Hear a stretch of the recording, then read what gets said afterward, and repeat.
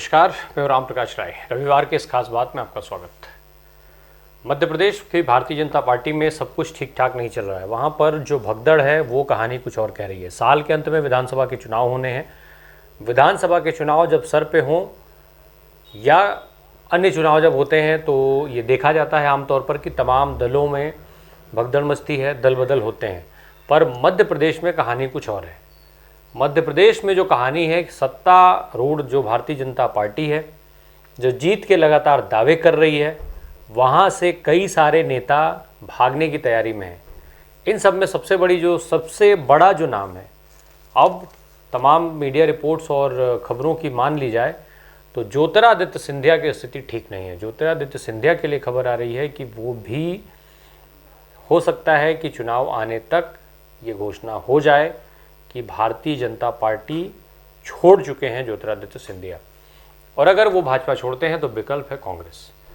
इसको इस तरीके से भी समझा जाता है कि जो ज्योतिरादित्य सिंधिया ने अभी हाल में बात कही, ज्योतिरादित्य सिंधिया को एक मैच्योर नेता के तौर पर माना जाता है, और साथ ही साथ उनके लिए ये भी कहा जाता है कि जब वो कुछ बोलते हैं तो उसके कुछ मायने होते हैं।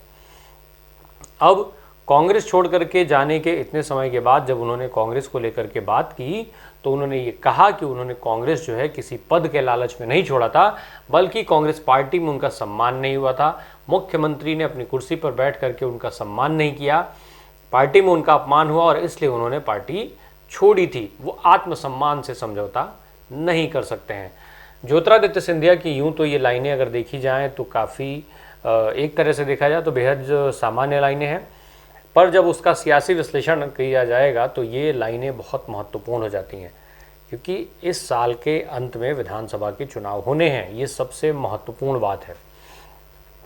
इतना ही नहीं, कई और नेता जिनकी मुलाकात बड़े कांग्रेस के तमाम बड़े नेताओं से हो रही है, कुछ की मुलाकात हो चुकी है। कुछ लोग अभी जैसे जब से दीपक जोशी ने कांग्रेस में शामिल होने का काम किया, भाजपा छोड़ करके वो कांग्रेस में शामिल हुए, उसके बाद से ही ये कयास लगाए जा रहे थे कि कई और बड़े चेहरे, बड़े नाम जो है वो भाजपा छोड़ करके कांग्रेस में शामिल होते हुए देखे जाएंगे। यूँ तो कांग्रेस से भी तमाम कई नेता जो है निकल करके भाजपा में जाएंगे ही जाएंगे।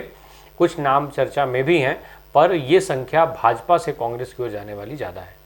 और जब हम इन नामों पर गौर करेंगे कि इतने बड़े बड़े नेता जो भाजपा के साथ जुड़े हुए थे और जब वो वहाँ से छोड़ेंगे तो इसका मतलब ये है कि जो स्थिति है वहाँ पर राज्य भाजपा की जो स्थिति है, मध्य प्रदेश भाजपा की जो स्थिति है, वो बेहद चिंतनीय है। वो स्थिति अच्छी नहीं है, भाजपा के लिहाज से भी, चुनाव के लिहाज से भी, और वर्तमान समय में जो भाजपा की सत्ता है उसके लिहाज से भी।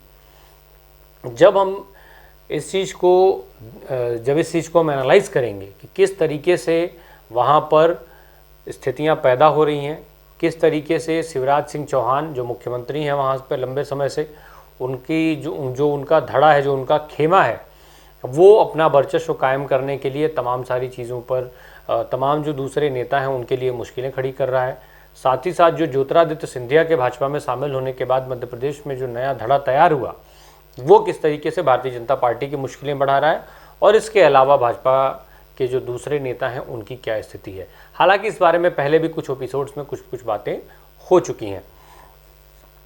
अब भाजपा में जो ये तकरार चल रही है, भाजपा में जो ये तकरार हो रही है इस समय पर, जो भाजपा की स्थिति को असहज बना रही है, दूसरा वो भाजपा को न केवल असहज बना रही है बल्कि चुनाव में उसके लिए मुश्किलें खड़ी करने वाली दिखाई दे रही है। ज्योतिरादित्य सिंधिया के साथ साथ जो है वो माना जा रहा है कि अभी भाजपा के जो एक बड़े नेता हैं राजेंद्र सिंह मुकरपुर, उनके लिए खबर आ रही थी कि उनकी मुलाकात कांग्रेस के नेता अजय सिंह से हुई। उनके बंगले पर, उनके आवास में जाकर के उनसे मुलाकात होती है। ये एक बड़ी घटना के तौर पर देखा जा रहा है।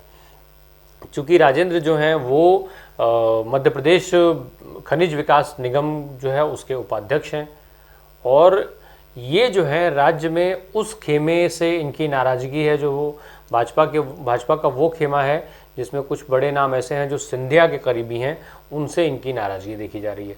उनकी नाराज़गी के चलते ऐसा कहा जा रहा है कि ये भारतीय जनता पार्टी छोड़ने की तैयारी लगभग कर चुके हैं, और बहुत जल्दी ये घोषणा हो जाएगी कि ये कांग्रेस में शामिल हो रहे हैं। अजय सिंह से इनकी मुलाकात हो चुकी है, इसका मतलब लगभग बातें तय भी हो चुकी हैं।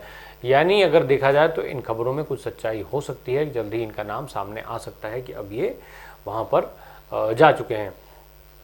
इसके साथ साथ जो ज्योतिरादित्य सिंधिया के बयान का जिसका जिक्र हमने शुरू में किया था, ज्योतिरादित्य सिंधिया ने ये बात कही है कि वो मुख्यमंत्री बनना उनका कोई लक्ष्य नहीं था। मुख्यमंत्री की कुर्सी जो थी वो कांग्रेस छोड़ने के लिए कारण नहीं थी, बल्कि उन्होंने ये कहा है कि मुख्यमंत्री के नाम का उन्होंने समर्थन किया था जब कांग्रेस की तरफ से किसी और को मुख्यमंत्री चुना गया था, और फिर घोषणा भी उन्होंने ही मुख्यमंत्री के नाम की थी। लेकिन मुख्यमंत्री अपनी कुर्सी पर बैठने के बाद उन्होंने उनका सम्मान नहीं किया, उनका अपमान हुआ पार्टी में, इसलिए उन्होंने पार्टी छोड़ी। उन्होंने कहा कि उनके पिता ने उन्हें समझाया था कि राजनीति कभी भी लक्ष्य की राजनीति नहीं होनी चाहिए, बल्कि राजनीति जो है वो सेवा के लिए हो, दूसरों की सेवा करने के लिए। ज्योतिरादित्य सिंधिया, उनका परिवार राजनीति में लगातार सक्रिय है और ऐसे में कहीं भी पद का लालच नहीं आता है। अभी कुछ समय पूर्व जब उनसे एक चैनल के द्वारा सवाल किया गया था इसको लेकर के, तब भी उन्होंने कुछ ऐसी बातें कही थी। उसमें उन्होंने ये भी कह दिया था कि ये सवाल मुझसे पहले भी कई बार पूछा जा चुका है। तो ये जो सारे सिनेरियोज़ हैं वो कुछ अलग कहानी कह रहे हैं। इसके अलावा कुछ फैक्टर्स और हैं। एक तो जो कर्नाटक, जब हम मध्य प्रदेश की बात कर रहे हैं, इस समय वर्तमान जो इस साल में चुनाव होने हैं जहाँ जहाँ में विधानसभा की, उसमें चूँकि कर्नाटक का जो कांग्रेस का फॉर्मूला है उसकी बात ज़रूर आती है। चूँकि कर्नाटक में एक ऐसे फॉर्मूले से कांग्रेस को जीत हासिल हुई जो बेहद महत्वपूर्ण हो जाती है। आम आदमी से जुड़ना, आम आदमी तक पहुँचना, आम लोगों की बात करना, हर जगह के स्थानीय मुद्दों को आगे करके, स्थानीय नेताओं को आगे करके और स्थानीय मुद्दों पर चर्चा करके, स्थानीय मुद्दों पर बात करके, उनके सॉल्यूशन की बात करके सीधे सीधे आम आदमी से खुद को कनेक्ट कर लेना, ये कांग्रेस पार्टी के, ये नए कांग्रेस पार्टी का चेहरा दिखा रहा है। और साथ ही साथ उसका भविष्य भी बताने के लिए, भविष्य की उसकी जो रणनीतियां हैं उसको भी उसके सहारे समझा जा सकता है। जिस तरीके से कर्नाटक में चुनाव में जीत उसको हासिल हुई कि वहाँ पर उसने स्थानीय मुद्दों की बात की, स्थानीय नेता आगे रहे, चाहे वो सिद्धारमैया हों, DK शिव कुमार हों, उनको आगे करके पार्टी चुनाव लड़ी। हिमाचल में भी ये चीज़ें देखने में मिली थी। उस फॉर्मूले को कांग्रेस मध्य प्रदेश में भी लागू कर रही है। इतना ही नहीं, कर्नाटक में जीत के बड़े सूत्रधार के तौर पर जाने जाने वाले DK शिव कुमार को कुछ समय पहले से ही लगातार ये कयास लगाए जा रहे थे, लगातार इस पर बात हो रही थी कि DK शिव कुमार जो है वो मध्य प्रदेश में भी चुनाव कमान संभाल सकते हैं, चुनाव का मोर्चा संभालते हुए दिखेंगे। यानी कर्नाटक से निकल करके वो मध्य प्रदेश तक चुनावी अभियान में कांग्रेस को सफलता दिलाने का काम करेंगे। अभियान चलाने में वहाँ पर वो कांग्रेस के एक स्टार प्रचारक के रूप में वहाँ पर देखे जाएंगे। इसके साथ साथ दिग्विजय सिंह एक सबसे महत्वपूर्ण फैक्टर है कांग्रेस में। दिग्विजय सिंह इस समय मध्य प्रदेश में प्रदेश की यात्रा पर हैं, वो लगातार यात्राएं कर रहे हैं, लोगों से मिल रहे हैं। इसके पहले भी दिग्विजय सिंह यात्रा कर चुके हैं। नर्मदा यात्रा जो उन्होंने की थी उसका प्रभाव कांग्रेस को, उसका जो फ़ायदा था कांग्रेस को, वो सीधे तौर पर मिला था। कांग्रेस ने मजबूती से वहाँ पर अपनी उपस्थिति दर्ज करवाई और फिर विधानसभा का चुनाव जीता, सरकार बनाई। बाद में भले ही वो सत्ता में बड़ा खेल हुआ, ज्योतिरादित्य सिंधिया छोड़े और ज्योतिरादित्य सिंधिया वहाँ से चले गए, फिर कमलनाथ की सरकार गिर गई। दूसरी चीज़ ये कि कांग्रेस के अंदर की जो खेमेबाजी है वो लगभग समाप्त है। बहुत छोटा अगर कहीं खेमा होगा भी तो होगा, अन्यथा की स्थिति में कांग्रेस में खेमेबाजी की समस्या से फिलहाल मध्य प्रदेश कांग्रेस जूझती हुई नहीं देखी जा रही है। अब ये सारी चीज़ें तो हो गई कांग्रेस के फेवर वाली, पर रही सही कसर वर्तमान में निकाल दिया वहाँ की आंधी और तूफान ने। दरअसल 11 अक्टूबर 2022 को प्रधानमंत्री नरेंद्र मोदी ने उज्जैन के महाकाल का जो मंदिर है उसमें जो कॉरिडोर, जो गलियारे का उद्घाटन किया, जो खूब ज़ोर शोर से उसके उद्घाटन हुआ, जो उसका खूब प्रचार प्रसार हुआ। ऐसे में अब वहाँ पर जो स्थितियाँ बनी हैं वो भाजपा के लिए मुश्किल वाला काम हो गया है। दरअसल उज्जैन में जब अभी जब रविवार को आंधी तूफान आया था उस समय पर उज्जैन की 6 से ज़्यादा प्रतिमाएं, जो मूर्तियां लगी हुई हैं, वो क्षतिग्रस्त हो गई, गिर गई। महाकालेश्वर मंदिर समिति ने भी इस घटना को भ्रष्टाचार से जोड़ करके रख दिया, उसने भी भ्रष्टाचार होने की संभावना जता दी। कांग्रेस ने इसके लिए तुरंत जो है एक समिति बना दी जो वहाँ पर हुए भ्रष्टाचार की जांच करेगी। उसमें कांग्रेस के नेताओं को उन्होंने शामिल कर लिया। उधर महामंडलेश्वर जो इनके जो महाकालेश्वर मंदिर समिति के जो जो महामंडलेश्वर वहाँ पर मंदाकिनी देवी हैं, उन्होंने इसकी तुलना हरिद्वार का उदाहरण देकर के उन्होंने कह दिया कि हरिद्वार में गंगा के किनारे भगवान शिव की प्रतिमा इतने लंबे समय से खड़ी है, उसमें कभी कोई दिक्कत नहीं आई, और यहाँ पर अभी अभी उद्घाटन हुआ है और इस तरीके की चीज़ें देखने में आ गई। ये सारी जो घटना है वो महाकाल लोक के एंट्री गेट पर हुई है, और अब हालांकि वहाँ पर क्षतिग्रस्त जो हिस्सा हुआ है उस पर काम फिर से शुरू हो चुका है, और उसके लिए कुछ समय सीमा भी तय कर दी गई है सरकार की तरफ से।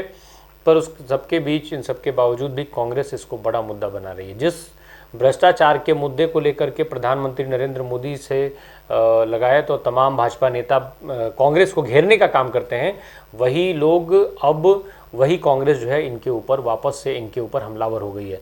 तो ये जो सारी चीज़ें हैं अब वो कई सारे सवाल खड़ी कर रही है, क्योंकि महाकाल लोक में 900 मीटर के लंबे गलियारे में पहले चरण में करीब 300 करोड़ रुपए खर्च किए गए थे, दूसरे चरण में करीब 350 रुपये खर्च होने हैं, और ये दूसरा चरण जो है 2024 में कंप्लीट होगा, यानी लोकसभा चुनाव के आसपास में।